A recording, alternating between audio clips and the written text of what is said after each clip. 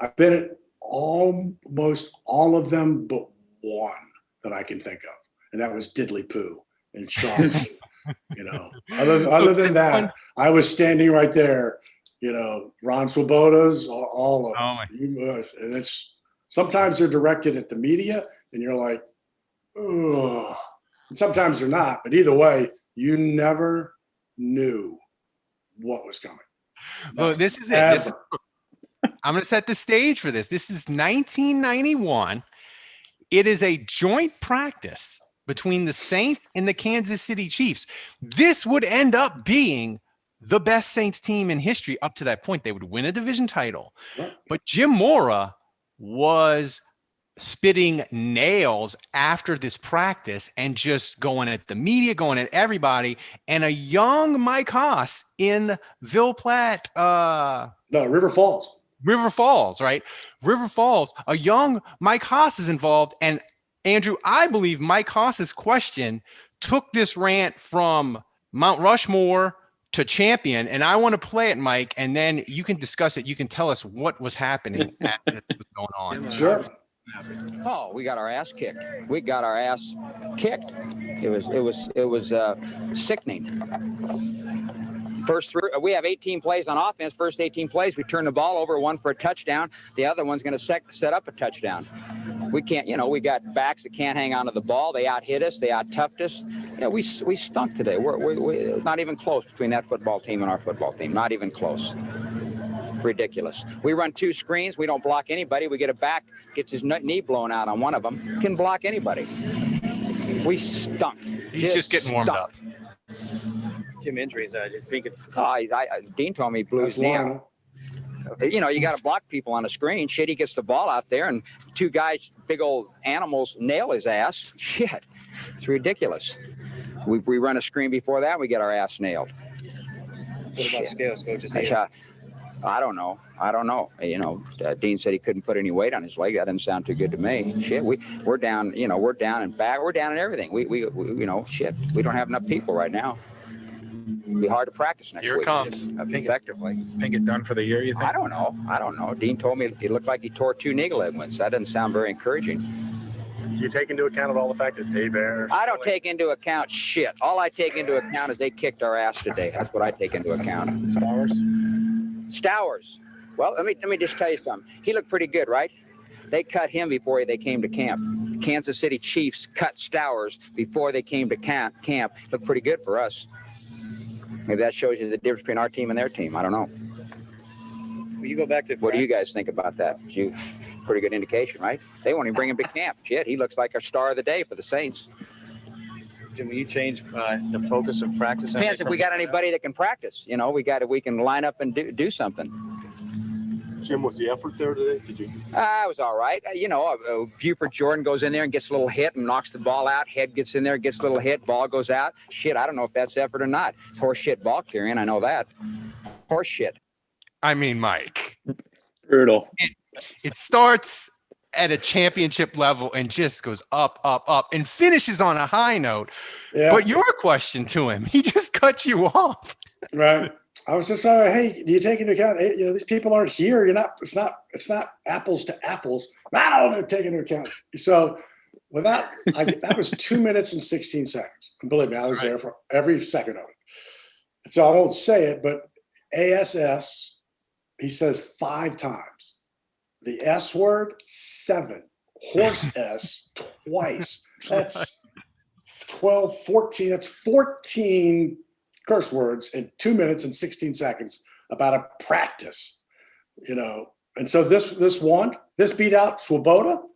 This week beat out Swoboda. I mean, Swoboda is involved in this bracket all over the place because I feel like Swoboda being an ex-Met and winning a World Series, like Swoboda would buck up when Mora would scream at the media and maybe try to get y'all to back down. Swoboda would buck up, but we have we have a whole soundboard dedicated to Mora, Jim. Jim Mora for this podcast, Mike. We have this sick people. Mentally sick. Well, the Swoboda one with the one the meaningless football game. Yeah, Right. useless game. The difference, the meaningless, useless game. See, that's the trouble. You probably played a lot of useless games. We don't play useless games. Every game we play is an important game, whether it's for a playoff spot or not. Maybe that wasn't the case with you, but it is with this football team. Every game, no game is useless. So when you use a dumb term like that, a useless game, that's the most an idiotic question I've ever heard when you say something like that. Is that A useless, yeah, they're both dumb. Really? A useless game. When was a game useless? Well, That guys is wanna be- idiotic. What they're playing for? If they're playing for the Jesus playoffs or Christ. not? Is it useless? Is a game useless? Do you think Use players- your f***ing head. Do you think players play Jesus. differently? Maybe you did, Huh? but these guys don't. Dumb question. A useless game. What do you guys think? A useless game? That is f***ing stupid. Wake up. Useless. So that the difference between that and a lot of other things is that didn't air. Like it didn't air for, I mean, it was years after it happened. Nobody, we didn't air it. Not everybody had it. And for whatever reason, so it wasn't like it was public knowledge right away. It became public knowledge years later. I mean, people knew about it, but nobody ever seen it. Like it was like the lost Kennedy tape, And so it was strange because we all knew about it, but it never was really out there. I'll say this about Jim Mora. Jim Mora was tough. He did not like the media. He hated that we had to entertain us, so to speak. So I did his coach's show for 3 years in the early 90s. And that was right when free agency was beginning, right? So Morton leaves to Atlanta, Aber Atlanta, Sam Mills, Carolina. So as a reporter, again, this gets back to that objective. Like I was like, I can't do a show with you. You're playing Carolina and not ask you about Sam Mills. That's ridiculous. I don't care if it is your show. I have to make. So he would get so furious. He would come in, we'd tape it on Thursday night, and he would sit in his chair, slumping. And he was just, there was no, hey, chat, nothing. And he would just be like brutal. And he didn't want to talk about it. He didn't want to, but he knew I was going to ask him. And every week, it was somebody new that went to it was just, and they were brutal, 3-13. I mean, they were terrible. So we taped it on Thursday. And so one night, early on, my girlfriend at the time, we weren't even married, came down to the show to watch it. We would go out to dinner afterwards. And she came the next week. And for whatever reason, he and my wife got along. He loved my wife. And from that moment on, it changed everything. He came to our wedding. Jim Mora was at our wedding. This was like in 95. This is 2 years later from sitting there just, and my wife came and changed everything. Been to his house in Destin, had margaritas on his porch one time. I mean, it was like, wait a minute. Are you kidding me? So my relationship with Jim Mora is, and then it became part of the media, which I think is hilarious. The guy who hated the media then became a part of it. But he's a great guy. I've known him for, but those first few years. Mike, I'm curious, when you were with him on that show, was there a small part of you that kind of embraced the comedy and just thought, man, this is going to make for a great show, even if he's grumpy? Or was it just miserable to be around? It was brutal because you have to fill, we would fill so much time and his answer would be so short and, kind of dismissive. So there was no, maybe as I look back now, maybe, but not then. I was like, oh dear God, they're 2-7. What am I going to ask him? How am I going to fill? And we would show it Saturday night, right after the news. And it was, my wife, God bless her, Betty Ann, save the day. Save the day. Well, I was going to say this about, Buddy D told me, he said Jim Mora was actually one of his most favorite people because he said Jim Mora, they had a roast of Buddy D. I forget what year. And he said Jim Mora gladly came back and roasted Buddy. And he's like, Jim Mora, he is a great guy because all the stuff going on during the Saints when they're bad, he just forgot about it all and just was great with Buddy afterwards, so that made me realize that, like, Some coaches are just different. But Jim Mora, I mean, the thing about him, Mike, is I feel like it doesn't get enough credit because he dragged the Saints from the worst franchise in sports to like where he got them to. And it's so Jim long Finks too. I mean, Jim Finks and Jim Mora together, were perfect at the time. You're right. And I just remember when they hired him, it was such a big deal because he was the hot coach because he had won in the USFL. And I remember the media at the time in New Orleans, I was a kid, but they were like, the Saints, they got the guy everybody wanted. And I don't know. Jim Mora, I feel like he gets a bad rap because he never won. Because he had, the playoff wins, but 87, great. 88, they were 10-6, I think. The problem was they were just in the NFC West with the Niners, when the Niners were the Niners. So you go 10-6, you don't make the playoffs. I'm like, good gosh, and forget win the division. So it was a lot of timing.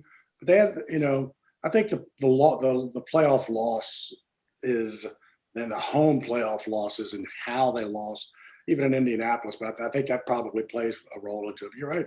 He took this franchise from nothing to where they had won their first division, playoffs, all that stuff. And I'll say this. Mike, I will say this about Jim Mora, because he's one of his rants was really kind of low key, but it was in lacrosse. And I think about it all the time because he's actually kind of right. We were asking about a sack or something. And he was like, you'll never know. You think you know. But you don't know because we never knew. We didn't know the play. We didn't know anybody's real assignment. So for us to really critique anything, he was like, "You can't." You mean this one? Because you don't know. This one, Mike. You guys really don't know when it's good or bad when it comes right down to it. Will you make a promise to tell us when it's good? And I'm promising you right now that you don't know when it's good or bad. You really don't know. Because you don't know what we're trying to do. You guys don't look at the films. You don't know what happened. You really don't know. You think you know, but you don't know. And you never will. Okay? Just for your own information. Sometimes I can tell you it won't be good, and you'll see it won't be good. Sometimes you'll think it's good, and it isn't any good. Sometimes you'll think it's bad, and it was pretty darn good. Sometimes you'll think it's bad, and it was bad. But basically, you really don't know. The only people that really know are our coaches. And that goes with run blocking, pass defense, all those things. The media, public doesn't know. You guys don't know. Not really know. Oh, my God. That stuck with me. Exact memory. He's kind of right. I don't know if a guy was supposed to stunt, and he didn't stunt. And so because he didn't stunt, he leaves the other guy wide. So you don't really know. But that stuck with me. He could have ended that in 15 seconds, but he went a minute. And that's the magic. Like, it was like, you were done. We got it. Like I thought, and you never will. Like he should have been done. But then he kept going. But anyway, that to me, because he wasn't mad. He was just like, I'm sorry, I'm telling you something. This is the fact here. You don't know. You think you know. You don't know what's good and bad. Yeah, especially then in the 90s. Legitimate points. Right. Not like Game Pass could rewatch it, Right. But we don't, not knowing what their assignments were. Anyway, that stuck with me. It's just so throwback, man. I wish there was coaches out there still like that. I feel like you couldn't get away with that in this day and age, talking to people like that, but it's highly entertaining. The NFL makes you do a lot of stuff. The NFL, you got to do this, got to do that. There aren't many. Ditka, we followed up, Mora with Ditka. Haslett was tough, but they don't make them like that, like Bill Parcells. Don't make them like that anymore. Thanks for watching the Saints Happy Hour. Subscribe to our YouTube channel, then find us wherever you get your podcast, and finally go to saintshappyhour.com and become a patron of the best Saints podcast on earth.